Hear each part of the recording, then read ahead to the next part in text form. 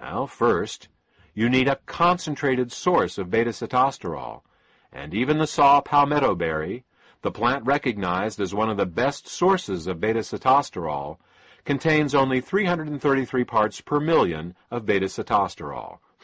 To get 1 gram of beta-sitosterol from saw palmetto, you would need to have over 6.5 pounds of saw palmetto berries. Furthermore, beta-sitosterol is very poorly absorbed orally. Less than 5% of what you take by mouth makes its way into the bloodstream, and then even less gets to the prostate itself.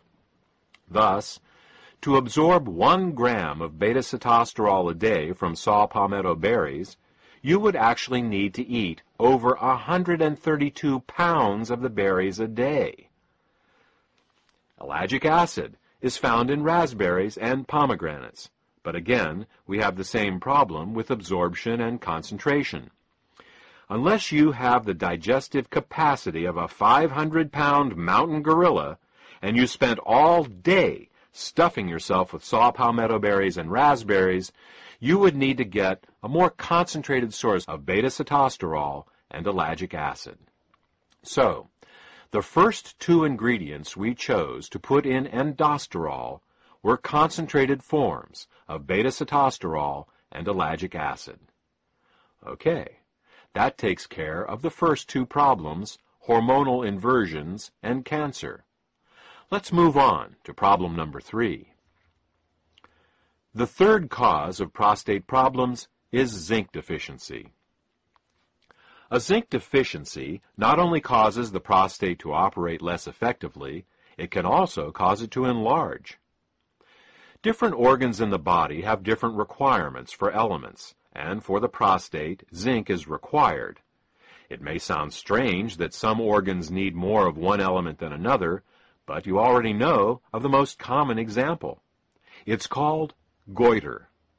While the younger generation may not be as familiar with this, the older generation will be. Goiter is an enlargement of the thyroid gland in the neck due to insufficient iodine in the diet. Iodine is a heavy element, and rain typically washes it out of mountainous soil into the rivers and eventually into the sea. People living near the oceans who eat fish get all the iodine they need, but people who live in the mountains often become iodine deficient and can develop goiter. Of course, this isn't seen much anymore in developed countries where iodine is added to table salt, but it demonstrates the point. Individual organs, or glands, have specific mineral requirements, and when they don't get what they need, they malfunction and can enlarge. Thus, prostate enlargement can be considered prostate goiter. Unfortunately, zinc is not added to table salt like iodine is. This, added to the fact that zinc becomes more difficult to absorb with age, leads to the widespread zinc deficiencies we see today. Keeping in mind that we not only need to supplement with zinc, but deliver it to the body in a highly absorbable form, the third ingredient in endosterol is pumpkin extract, which is high in bioavailable zinc. The fourth cause of prostate problems is cadmium toxicity. Cadmium toxicity is actually related to zinc deficiency in the sense that low zinc levels can cause cadmium toxicity.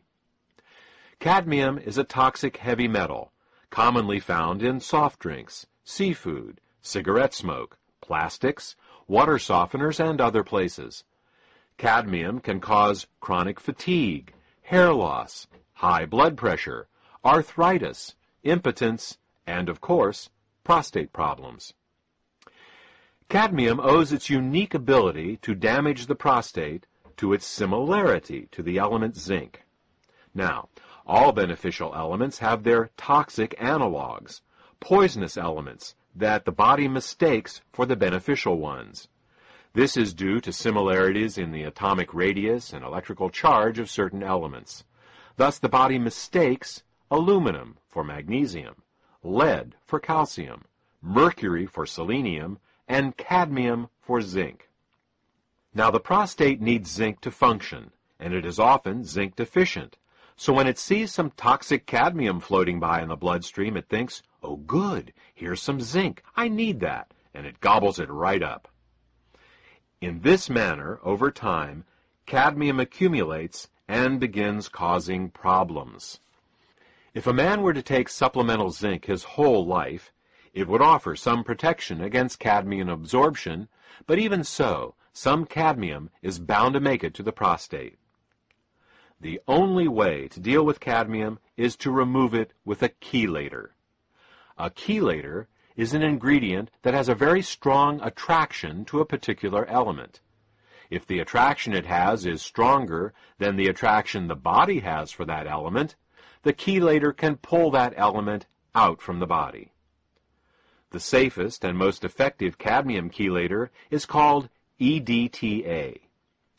EDTA is an amino acid that has a 50-year history of removing toxic metals like cadmium from the body. Once EDTA has attached itself to cadmium, the entire complex becomes water-soluble and will be eliminated harmlessly in the urine within a few hours. Thus, EDTA is the fourth ingredient in Endosterol. The fifth cause of prostate problems is calcium deposits in the prostate. We've discussed cadmium, and we can agree that it is a toxic metal. But what about calcium? Isn't calcium vital for our health? Absolutely. Calcium keeps our bones and teeth healthy and has many important roles to play in our biochemistry. What is not commonly known is that as we age, calcium migrates from the bones and teeth, where it belongs, into the soft tissues and organs of the body. When calcium does this, it turns from a beneficial mineral into a pathological one. When calcium moves into the kidneys, we get kidney stones.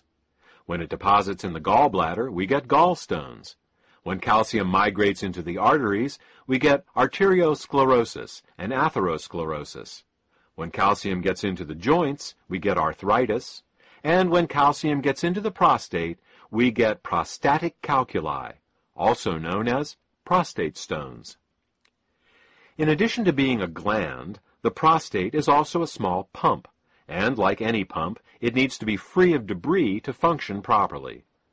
As we age, these tiny prostate stones accumulate, reducing the prostate's health and functionality. Now, there are two ways to remove prostate stones. The first is a medical procedure that involves a catheterization.